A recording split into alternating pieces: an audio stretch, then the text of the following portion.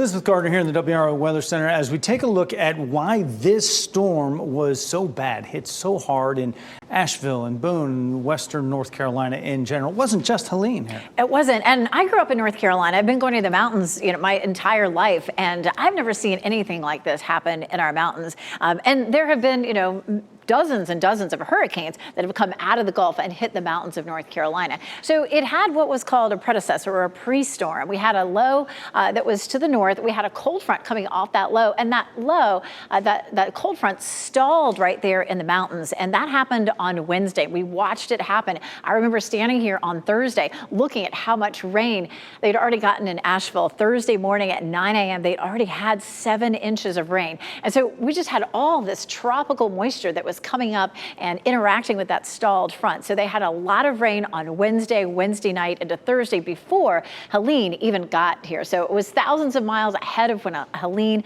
got here. And of course, very heavy rainfall there coming up from the Gulf of Mexico. And then of course, Helene came through. This is a look at Helene's path. And of course, the center of circulation came up here near the mountains. And we tend to see the heaviest rain and the strongest winds on the right side of that center of circulation. So very heavy rain, especially around Asheville, but really kind of up that spine of the mountains. Busick, 30.78 inches. That's Yancey County, which is where Mount Mitchell is. So that was not far from Mount Mitchell. Hendersonville, just south of Asheville at almost 22 inches. Boone at almost 18 inches. Blowing Rock at about 15. Asheville at about 14. And Swannanoa, that's the river that runs right there. We're just watching Brett and Nice right there in Biltmore Village. That is where that river runs through. So just devastating to have sort of a 1-2 punch there. The French Broad River in Asheville, of course, flooded the River Arts District that's right there by the river.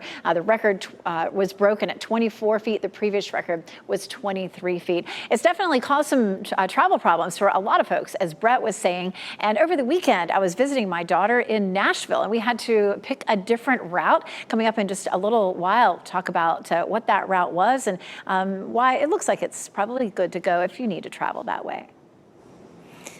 Elizabeth, thanks.